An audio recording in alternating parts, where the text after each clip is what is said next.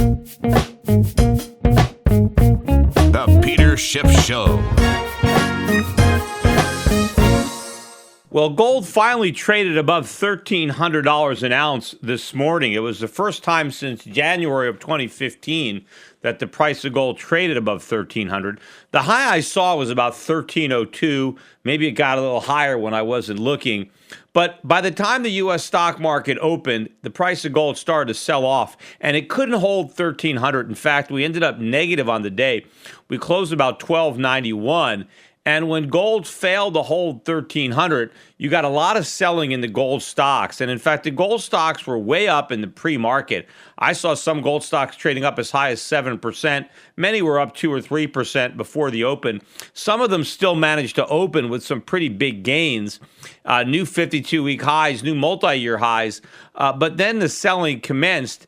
And gold stocks went down, silver stocks went down. The GDX ended up down about 1.7% on the day. Not a very big move, but I'm sure there's going to be some people out there that are going to say, oh, you see, it's the high, it's a reversal. You know, the stocks opened higher, closed lower. We couldn't hold 1,300. Look, we didn't hold 1,200 either the first time we got above it. We peaked above it and we got down. But then the next time we got above 1,200, we went to 1,260 that day. So I think something similar might happen again with 1,300. I wouldn't get too excited about this decline if I was a bear. In fact, if anything, if I was a bear, I would cover, right? I would be buying back. And I think if there's anybody out there who's smart, they're going to be buying this dip. I'm not thinking that there's going to be much more behind it, especially when you look at the weakness in the U.S. dollar, which continued today. In fact, the dollar index traded down to about 92.50. This is the first time, again, since January of 2015 that the dollar index has been below 93. And in fact, the euro is above 115. That, too, I think is the first time since January of 2015 that the euro has been that strong. But the dollar is weak across the board, and it's going to continue to get weak, especially if we keep getting the weak data points like the data that came out today. We got the PMI manufacturing index for April. Came in not that much lower than consensus, which was 51. We came in at 50.8, but it's still down, and it's still below the 51.5 from March, which wasn't very strong, but obviously the direction is wrong. And if you look at the ISM manufacturing index, this is also an April number. They were looking for 51.5, which would have been a decline from the March 51.8. And we did get a decline, but it was a larger decline. We went down to 50.8. So we went down a full point as opposed to just 0.3, which was the consensus. So again, two numbers that were weaker than expected, showing the economy continues to weaken in the second quarter. It is not rebounding in the second quarter. We're going to get more important economic data later out in the week, culminating with the non-farm payroll number that we're going to get on Friday. Because remember, we get that the first Friday of every month, and the first Friday of the month of April is this week. And again, they're looking for another 200,000 jobs to be created. They're looking for the unemployment rate to tick back down to 4.9 from 5%, and they're looking for an increase in average hourly earnings of 0.3%. So we'll see what happens. Again, if we get a strong number, it's only because nobody's looking beneath the surface at the fact that they're all part-time jobs. But we'll see, because one of these days we're going to print a weak number, and that's going to be it. Because the only thing that people have going for them are these strong jobs numbers, which are only superficially strong. And there's still people who are clinging to the idea that we're going to get a rebound in the second quarter when there's absolutely no indication to expect that to happen. And the currency markets obviously don't think that's going to happen with the dollar trading as weak as it is. In fact, I saw some people on CNBC that were saying, well, the reason the price of gold is rising is because we have a weak dollar. That's not actually the case. The price of gold is rising for the same reason that the dollar is going down. It's not that the weak dollar is causing strong gold. Both the dollar and gold are moving for the same reasons, and that is because we are unwinding these bullish bets on the U.S. economy, the idea that we're going to have this divergent monetary policy where the U.S. is the only central bank tightening and everybody else is easing because we've got all this great economic growth. Now people are starting to realize that we don't have great economic growth and the Fed can't raise interest rates, which is something I've been saying all along. All the people that are out there that want to talk about how Peter Schiff was wrong, and I read all this stuff on the internet about how wrong I am and how I've got the worst track record of anybody. And obviously, people who are writing this stuff have no idea about the things that I've been writing about and talking about. They just want to try to discredit me. But whenever they point to what I'm wrong about, they'll say, oh, Peter Schiff said the dollar would go down. And look, it went up. Peter said the price of gold would go up, and it went down. Peter said interest rates would go up, and they went down. And he said the stock market would crash, and it went up. Like, I'm wrong about everything. Well, first of all, I didn't say the stock market would crash. I said that if the Fed actually raised interest rates the way they're pretending, and if they actually shrank their balance sheet the way they're pretending, then the stock market would crash. But because I don't think the Fed will do that, I have never called for a stock market crash. All I've said is that the Federal Reserve will prevent the market from crashing. That's why I don't have any short products. I'm not telling people to go out and short the U.S. stock market because I don't believe the Federal Reserve will let it crash. They should, but they won't. But people just assume that I'm bearish on the stock market because I'm a bear. I am a bear, but because I believe the Fed is going to print a lot of money, my bearishness is focused on the dollar, not the stock market. In fact, I tell people that if it's a choice between owning U.S. bonds and owning U.S. stocks, I'd choose U.S. stocks. I think people will lose more money in the bond market than they will in the stock market. But fortunately, the world's a big place, and that isn't my choice because I choose neither. There are other assets I'd much rather own than either U.S. stocks or bonds.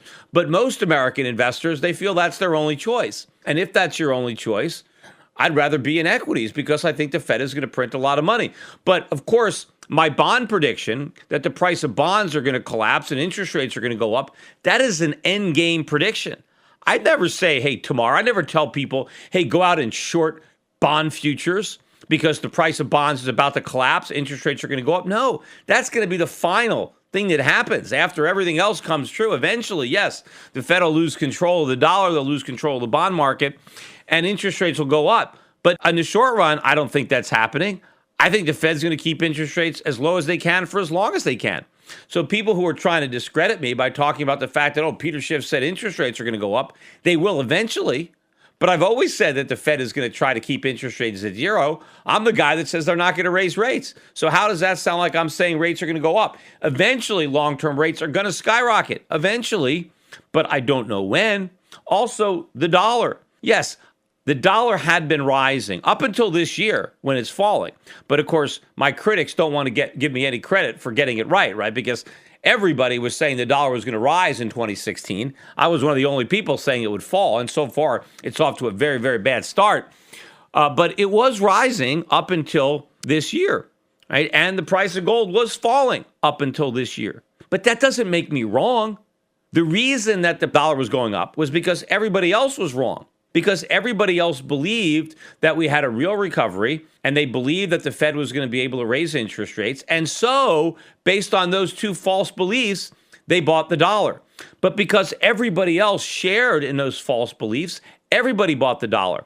The people who believed in this phony recovery outnumbered the people like me that knew it was phony.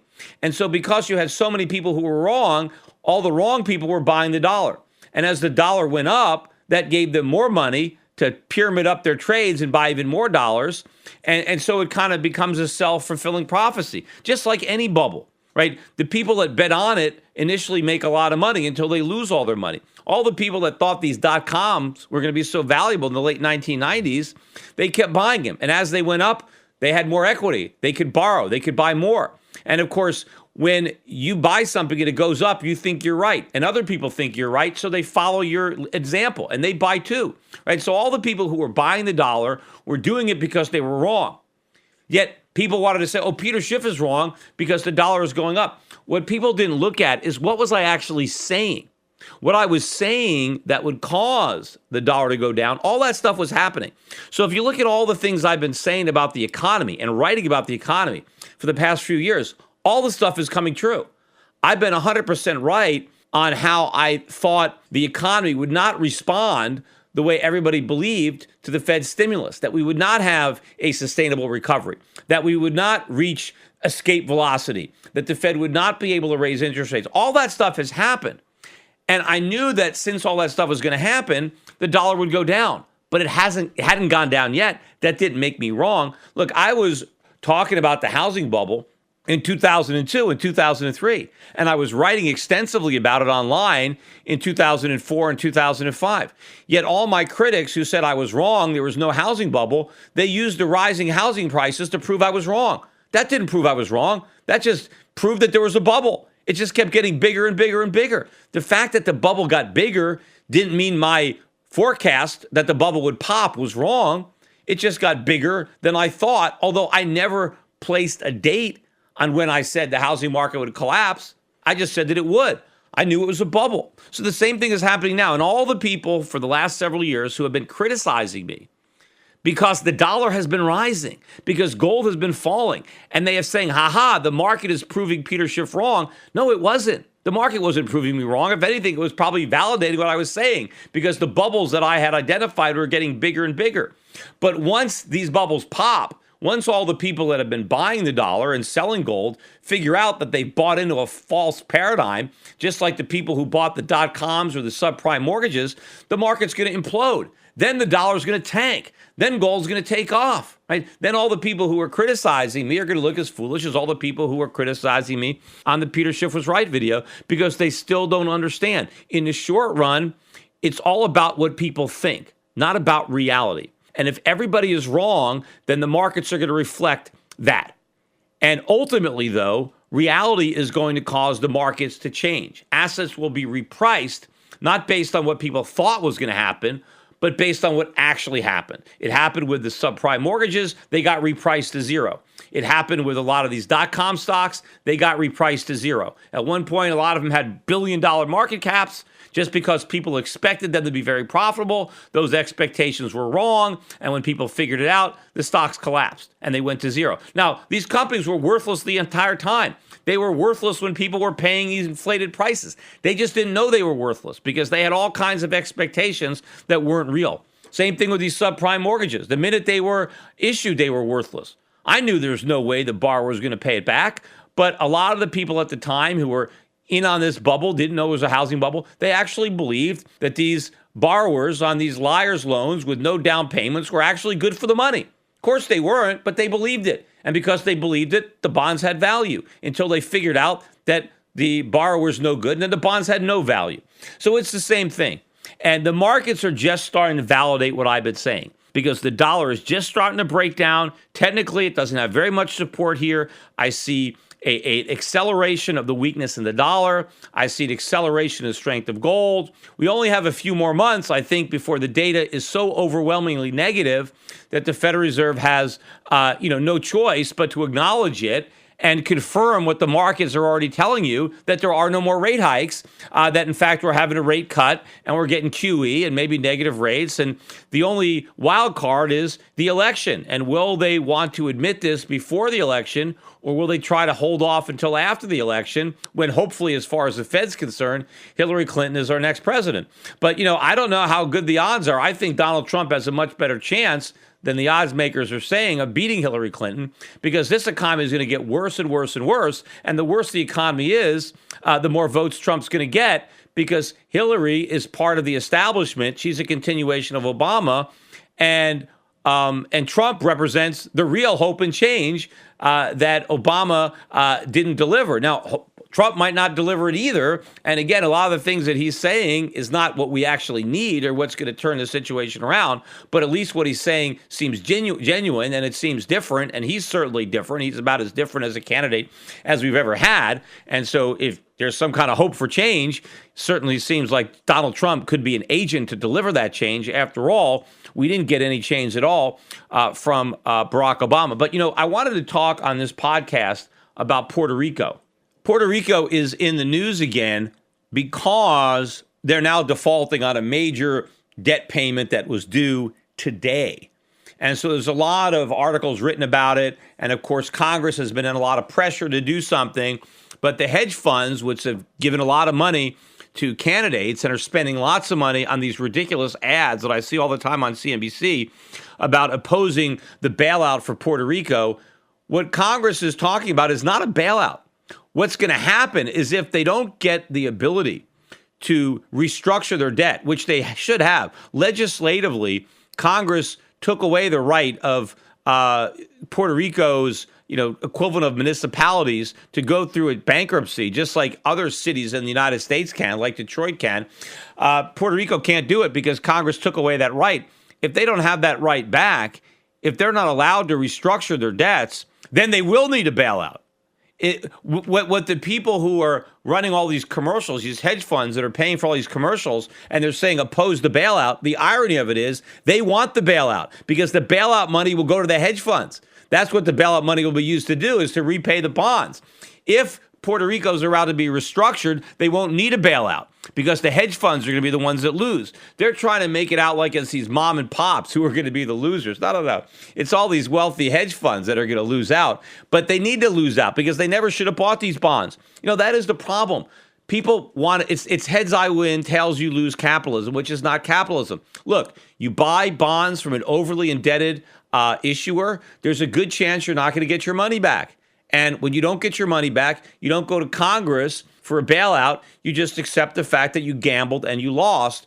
And that's what these hedge funds did by buying this Puerto Rican debt. But of course, the reason that Puerto Rico has so much debt, Puerto Rico is a perfect example of how big government and easy money can destroy an economy, because that's what they did to Puerto Rico. Yes, sure. Initially, when Congress repealed the tax breaks that a lot of these pharmaceutical companies enjoyed down there, a lot of other companies, they plunged the country into a recession. But what really got them into so much debt was the Federal Reserve and the tax code. What happened? Well, Congress made Puerto Rican debt tax-free, triple tax-free. No federal, no state, no local taxes in every state in the union, all 50 states. No matter where you live, if you live in a high-tax state, you buy these Puerto Rican bonds, you got zero tax.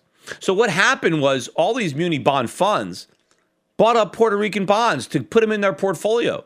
They didn't even have to really disclose that they owned them. And, as long as it's not the majority of your fund, you can be a New York tax-free fund and you can have 10, 15% of your New York tax-free fund in Puerto Rican bonds. And it's still, tax-free to New Yorkers, but they put some Puerto Rican debt in there to goose the yield because the debt in Puerto Rico had a higher coupon than the local debt. Why? Because there was more risk. But no one cares about the risk. They just want the return. They just want the money up front. They don't care about the risk they're taking in the long term. But a lot of course, Americans who own these bonds have no idea that their mutual funds bought the bonds. The problem was with the fund managers putting this toxic junk in these portfolios in the first place. Because, what do they care? It's not their money. They're just trying to get the highest current yield possible.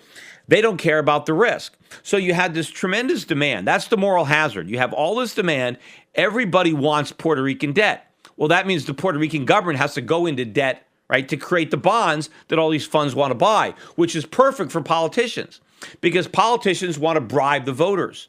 And see, in Puerto Rico, it's even worse because the biggest employer in Puerto Rico is the government of Puerto Rico. But the Puerto Rican employees also vote for their bosses, right? They go to the polls and they elect their bosses. Well, if your workers are going to vote to elect you, how do you get the vote of your workers? Give them a raise. Right? So Puerto Rican government is able to give out all kinds of money to Puerto Rican workers so that those Puerto Rican workers will vote them back into office. And they don't have to raise taxes and annoy the other Puerto Rican voters who don't work for government because they just borrow the money. And of course, so many people think borrowed money has no cost because, it's borrowed money. We don't have to pay it. Just have to pay the interest. And for a while, the interest is still low because it is triple tax-free. So because when interest is tax-free, you don't have to pay as much because the buyer gets the after-tax yield. So this was perfect for Puerto Rican politicians. They had a great way to be Santa Claus, to promise all sorts of goodies to government employees in exchange for their votes. And they borrowed all this money, which all these funds were eager to load up on.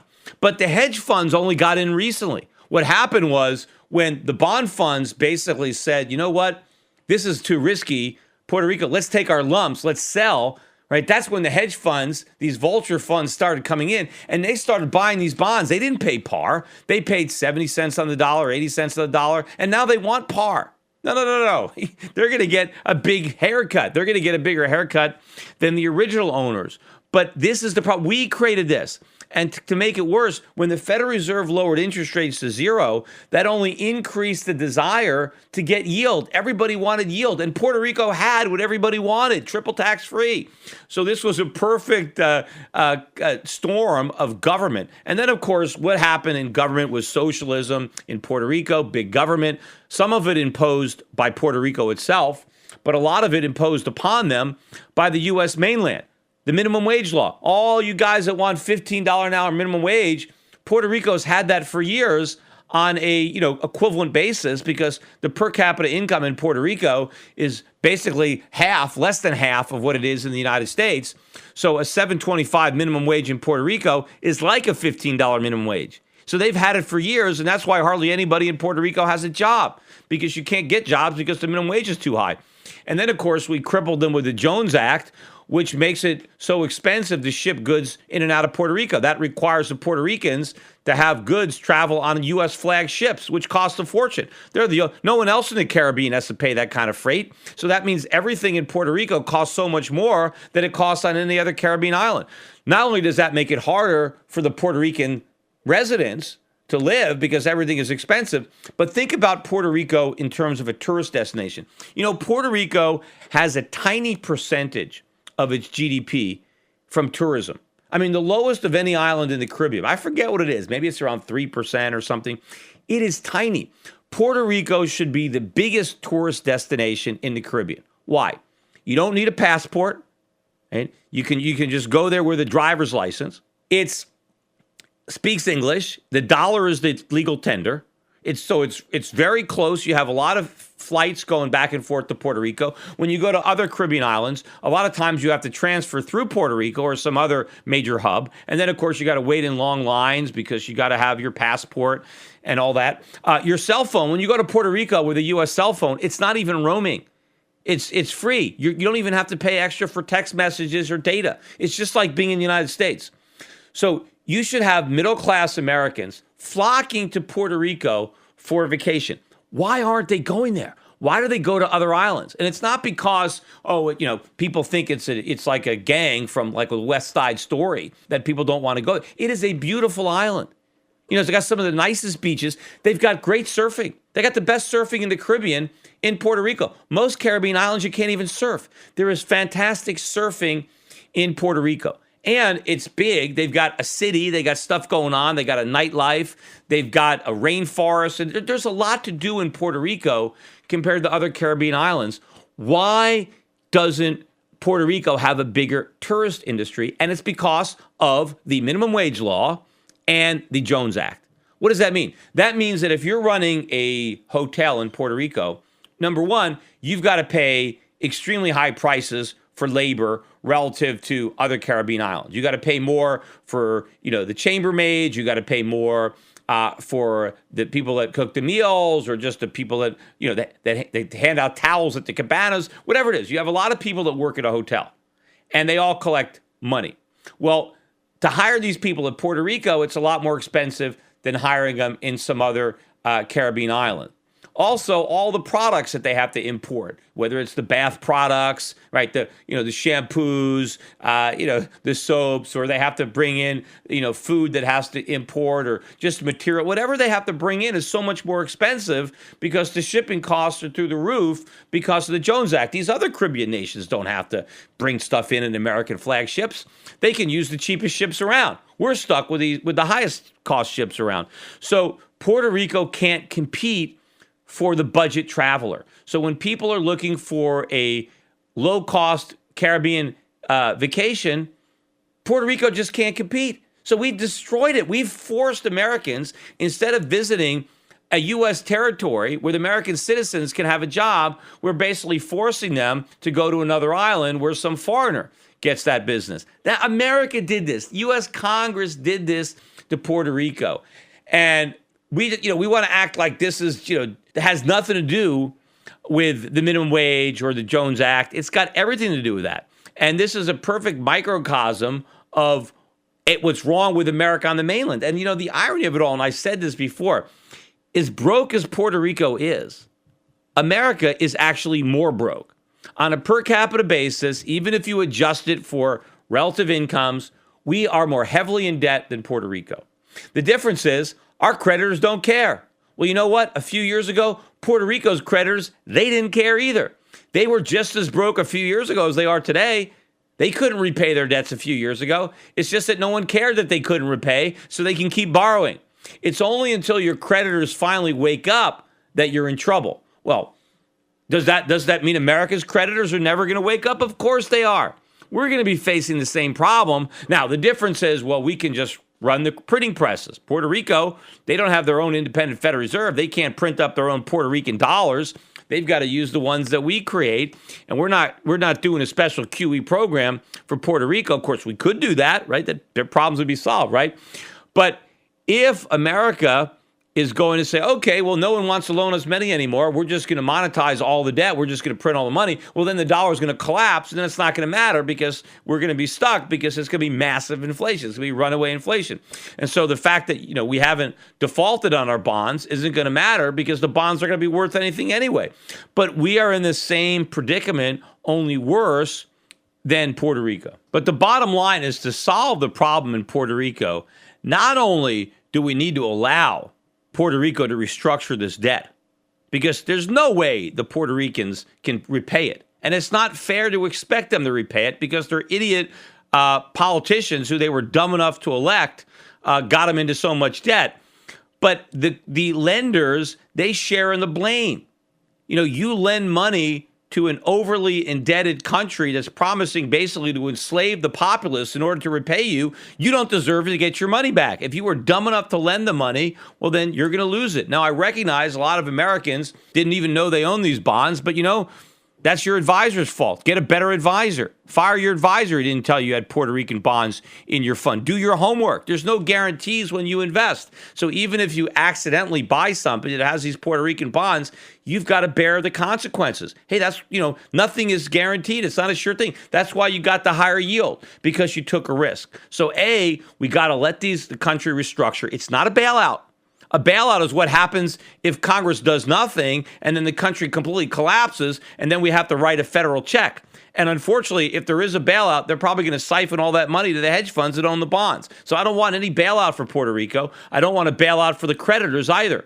I want government to get out of the way to repeal that law that they passed that said that they can avail themselves of bankruptcy.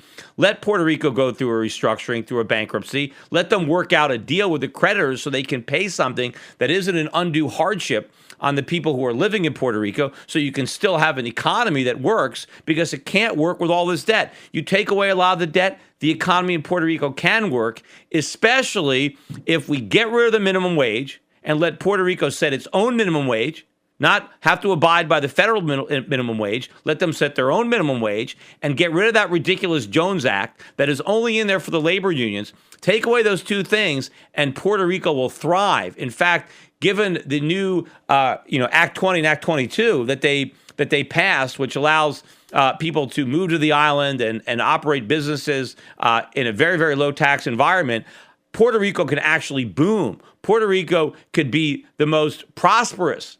Can be more prosperous than any U.S. state. And now, what's going on in Cuba now, opening up of Cuba. I mean, Puerto Rico is probably better positioned than any island in the Caribbean to benefit from increased tourism involving Cuba. But Congress needs to get out of the way. We don't need more government in Puerto Rico. We need a lot less government.